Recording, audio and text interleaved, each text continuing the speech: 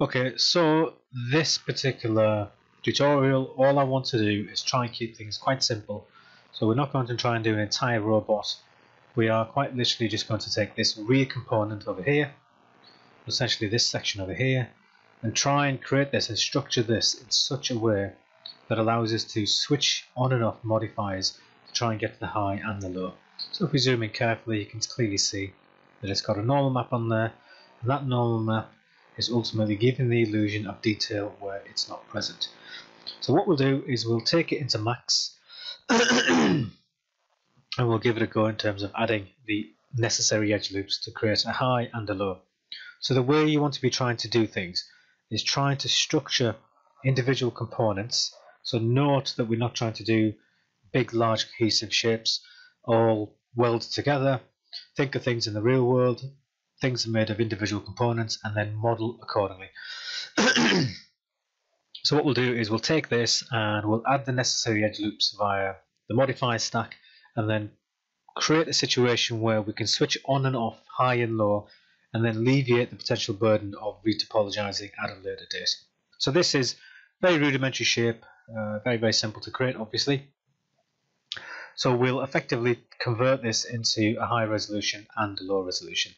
So in this instance I will just call it something appropriate, HP underscore asset. So what I'm doing is, my thought process when I model is I need to generate a high and I need to generate a low. So rather than optimize the low at this stage, clearly we know these edges can be removed. I know I need them for my Swift loop purpose, so I'm not going to remove them, I'm going to leave them in there.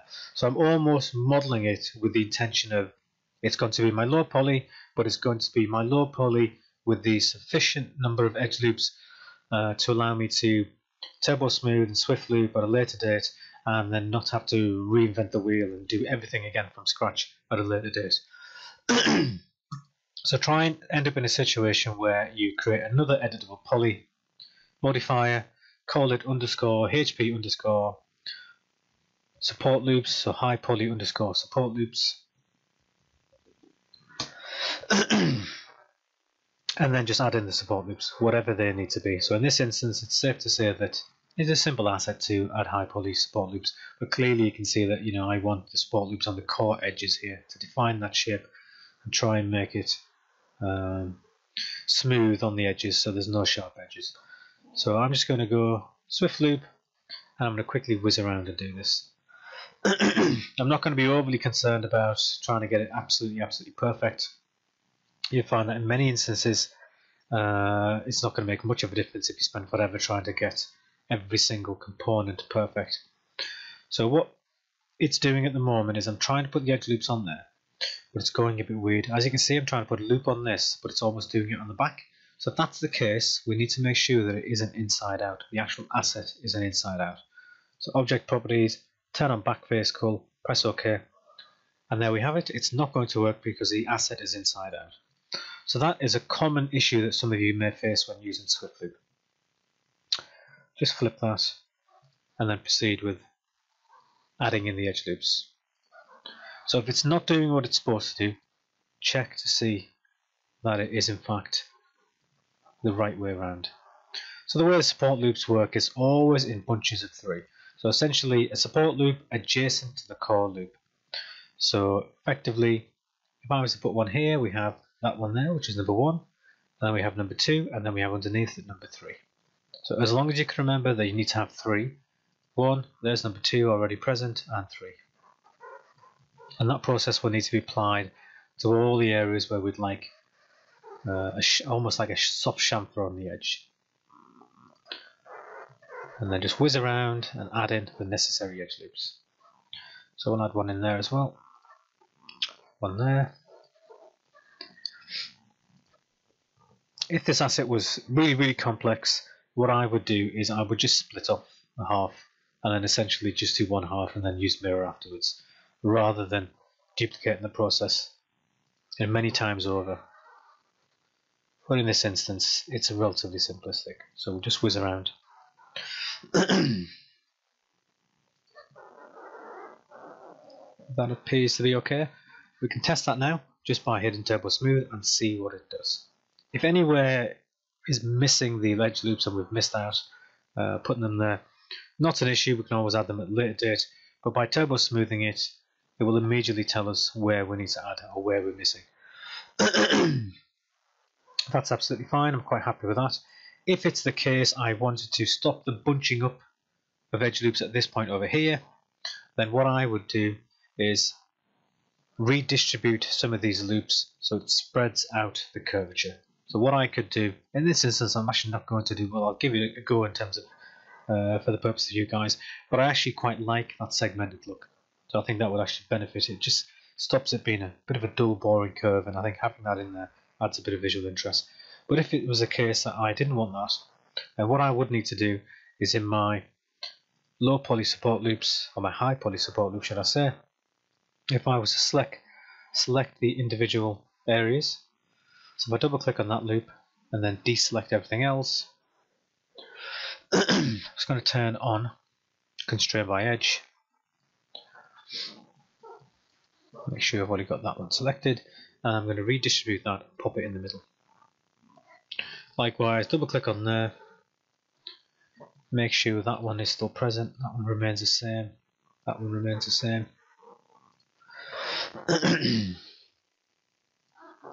And well, in fact, needs to be that, yep. And then what we'll do is redistribute this one as well. So we'll pop it midway, there and thereabouts. And then if we were to turbo smooth now, it will redistribute the curvature so you can see clearly in the polys. There are a certain width over here, slightly thinner there, but nonetheless workable, but it's going to be better than that. So if we were to press shaded mode now, you can slightly see it there. There's a slight little minor error there. Again, no need to be concerned about that. By the time I pop the normal map on there and all the textures, you're never ever going to notice that. It's almost pointless spending forever trying to get it perfect when it's not needed. So that would be how to do that. In this instance, I'm just going to undo those steps. There we are. A few undos, that will do. So essentially, we've added in our support loops, and we can easily get back to our low poly by just turning off the support loops. It's inverted it again then. It shouldn't actually do that, but don't worry, we can always collapse that at a later point. But the point being is we've got the high poly loops in place to work with. So we're happy with that. We'll leave it called high poly asset. I am going to duplicate this, so Control V, click on copy, and I'm just going to call it LP. So this is the standard process for breaking a normal map out directly with 3ds Max. You may find that there's no need to do it entirely within Max. You can in fact do it within Substance Painter, for example, or other packages such as XNormal, regardless. So we do have our low poly one selected. I'm going to deselect my turbo smooth, and I'm going to deselect my high poly edge loops, and I'm just going to collapse a stack on that. And then it's inverted at the moment, no problem. Select it, flip it. So there we are, we have our low and we have our high, and we generated these directly from our high as we were creating it in the first instance. So we're now at a stage where we can potentially optimize this a bit further. So I'm just going to isolate, just get back to this. Clearly we know we can remove some edges over here. This is not that high, optimal. So I'm just going to deselect these bits over here. These bits might be easier, just do this in wireframe. Probably wise to turn off backface cull now. And then these over here. And then with these selected, just going to turn on my snap to vertices, enable axis constraints is on. I'm just going to snap that to the top there. And then weld it all together. Default weld threshold should be sufficient. So that's now our optimal low poly. Doesn't make a jot of difference, let's try it, we can live with that. So it's low poly, I don't think we can get much more optimal than that. It's ready for the baking process now. So prior to doing any form of unwrapping, reset your Xform as a first protocol, and then collapse the stack. Just going to press Ctrl S to make sure that file is saved before anything catastrophic occurs. It's also in worldspace 0, you don't have to do that, but I think it does help sometimes when the grid's present so you can see the orientation of things. So we've got our low poly and we have our high poly, which is currently hidden. We need to unwrap this. So we'll adopt a simple process of unwrapping, one which I've explained on numerous occasions. In fact, it's already unwrapped from previously. There's a few issues associated with the fixes I've made, but we'll just do it from scratch. So make sure ignore backfacing is turned off. Select all the pulleys. Just going to make sure it's on move selected sub object, just because I don't actually like seeing this this frame around it. So I've got all my pulleys selected. I'm going to press F2 so I can see that what's selected within this. I'm just going to give it one planar map based on a view line. And this is the technique I always adopted. It works a charm every time. Turn off the planar map. Now it's simply a matter of splitting off the edge loops where we think there needs to be a break. So pretty straightforward stuff. So in this instance, if we loop that one across there, loop that one, just confirm it's going to grab what we need. Yep, that's good. And just looking at this, it would make sense. Just loop those. And finally, just loop that one. So note I just used the loop feature rather than trying to manually select everyone. So I'm just going to break that off, push it to the side. Quick peel on that. It's going to be perfect. So now look at this. We can clearly see that all we need to do here is just put a split in these bottom bits and this top bit. Doesn't necessarily need to be stitched together at any one point. I'm going to turn on select planar angle, put it on 2, something along those lines, and then that'll just allow me to select the entire top, break that off. Our sides are currently attached to that. I could select that one, and that one, and finally that one, and that one, and just break these off as well. So quick break on there, and now we should simply press P a couple of times, rescale and pack.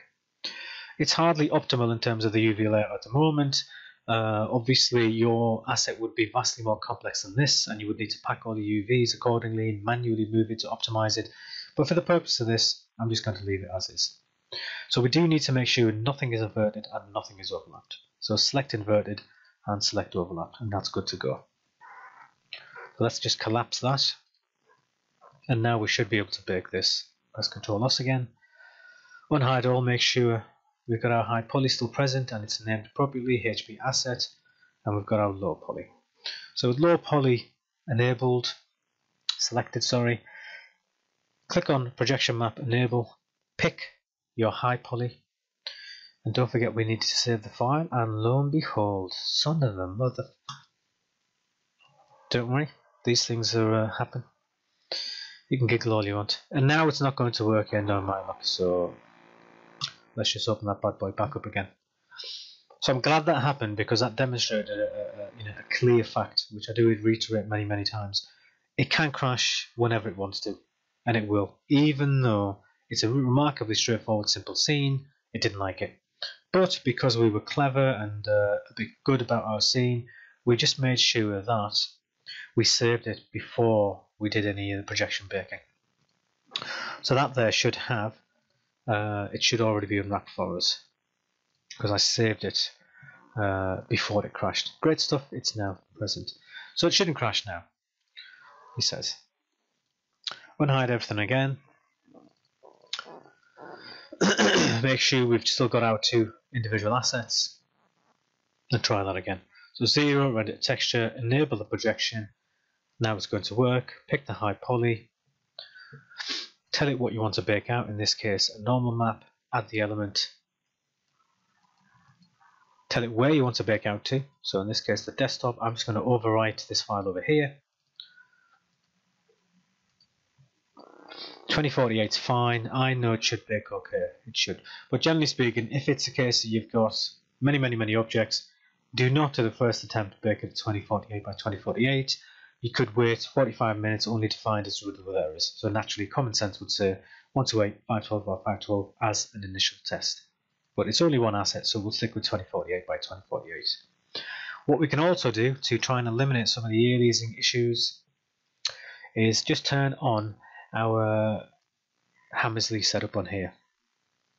So again, depending on what version of Max you're using, it might be slightly different in your case. So within this, if I can find it somewhere, just need to find my Hammersley shenanigan.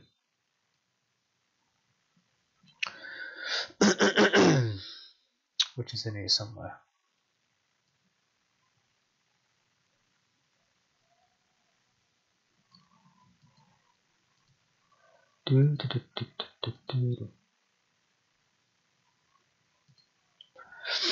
It's because Mental Ray is on there, frustrating me.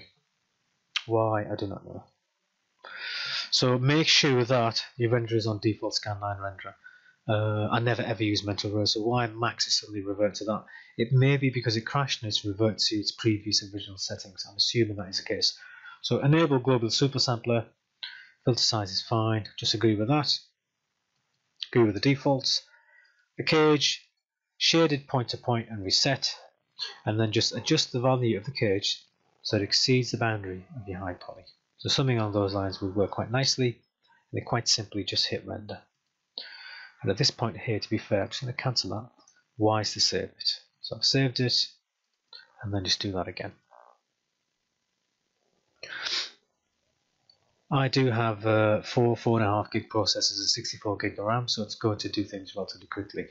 If you don't have a powerful machine at home and you click on Hammersley, you could be waiting a while, so just take that into account.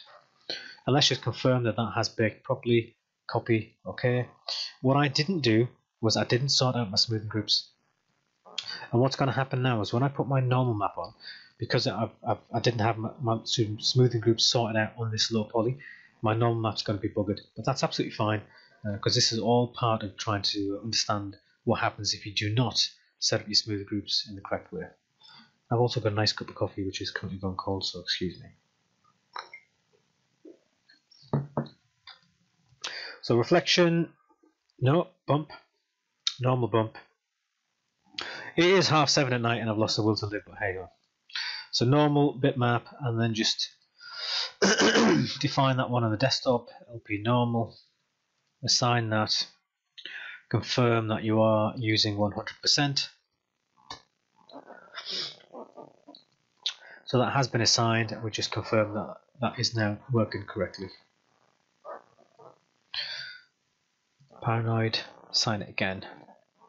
Collapse the stack on that. And then just turn on hardware shading with maps. Realistic with maps. You can see a few potential issues over there, slight one there, slight one there. Okay, not a major concern, but something that we can fix and we should fix. So what I'm going to do is I'm going to delete that, my low poly again. I'm going to go back to this, but this time around, what I do need to do is just disconnect that and make a duplicate, and then just reassign that to there. And this is now going to be the updated shader that will attach to our test. So this one here is just going to be an our low and our high. So let's just rebake that out, but this time around we're going to make sure that we fix the smoothing group issues. So editable poly, I'm going to select everything, clear all, and just give it one smoothing group. And then because we've already set this up, it should simply be a matter of going back to our projection and clicking on render, and that should fix some potential problems, I hope. Let's duplicate that across. Let's also make sure that our shader that we're going to utilize for this has some form of specularity on there, just to give us a better indication of what the norm map is doing. So something on those lines would work quite well. It should just be simply a matter of assigning that there.